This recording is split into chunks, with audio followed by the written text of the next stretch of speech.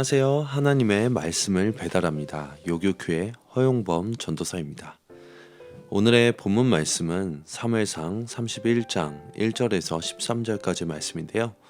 제가 사무엘상 31장 1절에서 4절까지의 말씀을 봉독하고 오늘의 말씀을 함께 묵상하도록 하겠습니다.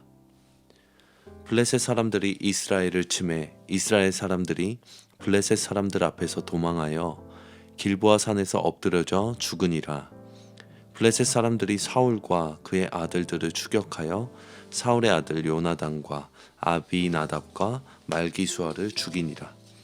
사울이 패전함에 활 쏘는 자가 따라잡으니 사울이 그 활 쏘는 자에게 중상을 입은지라.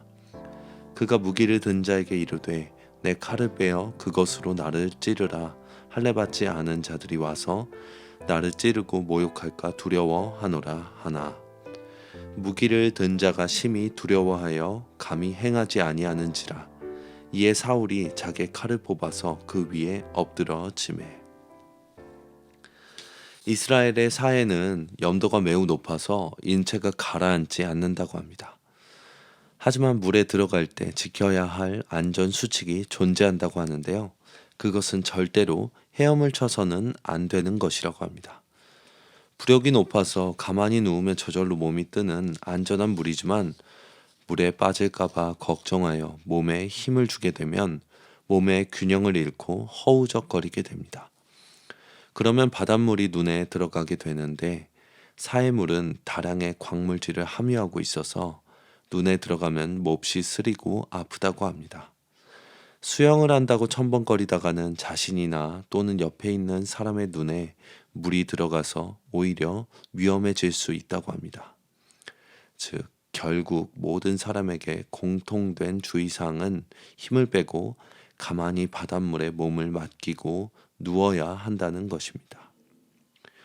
우리의 인생에서도 우리의 힘을 빼고 우리의 안전을 위해 하나님께 자신을 온전히 맡기는 것이 인생의 안전을 지키는 유일한 길입니다. 오늘 본문에서 사무엘서의 저자는 아말렉과의 전투에서 승리한 다윗과 달리 길보아에서 블레셋과의 전투에서 패하고 전사하는 사울의 모습을 비교하면서 사울은 죽는 순간까지도 자신의 이미지를 중요하게 여겼음을 부각시키고 있습니다. 사울이 그토록 지키려고 했던 왕권, 위신, 지위가 얼마나 헛되며 하나님만을 의지하는 것이 인생에서 얼마나 중요한지를 사울을 보며 알 수 있습니다. 사울은 겉으로는 열심히 하나님을 섬기는 것처럼 보였지만 속으로는 사람들의 눈을 의식하고 자기 위신을 세우는 일에 관심을 가졌던 욕심이 지나쳤던 사람입니다. 그는 최후의 순간에도 하나님을 찾지 않는 모습을 보여주고 있습니다. 이스라엘 군대는 길보아 산에서 벌어진 블레셋과의 전투에서 패했고 사울의 세 아들 요나단, 아비나답, 말기수아가 전사했습니다. 또한 사울은 블레셋 궁수에 의해 중상을 입게 되자 자기 무기를 든 자에게 자기를 죽이라고 명령합니다. 할례 받지 않은 자들의 손에 죽어 모욕당하기 싫다는 것입니다.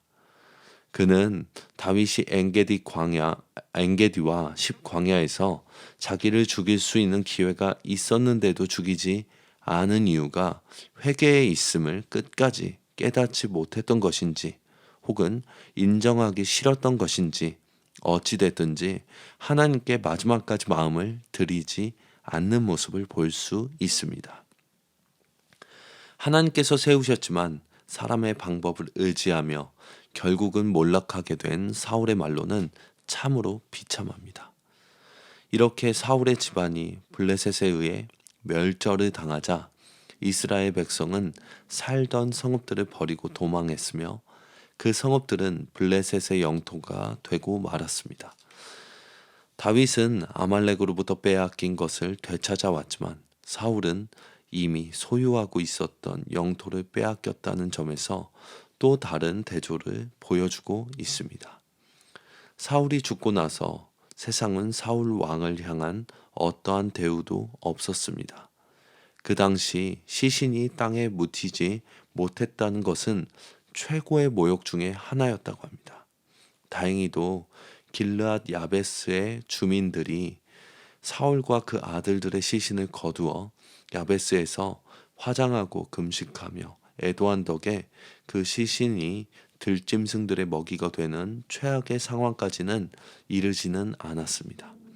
그러나 이스라엘에는 화장하는 풍습이 없었음에도 그 시신들을 화장한 것을 생각해 본다면 이미 그 시신들이 심하게 훼손된 상태였을 것이라고 짐작할 수 있다고 합니다. 사울이 꿈꿨던 자신의 죽음은 화려한 관에 누워서 왕궁 매장지에 묻히는 것을 꿈꿨겠지만 사울의 최후는 그렇게 되지 못하고 참으로 비참했습니다. 오늘의 말씀을 정리합니다. 오늘 본문 사무엘서의 저자는 다윗의 승리와 사울의 최후를 대조하면서 하나님의 시선을 의식한 사람과 사람들의 눈을 의식한 사람의 차이를 극명하게 보여주고 있습니다. 우리가 성도라고 한다면 하나님 나라에 속한 백성들입니다.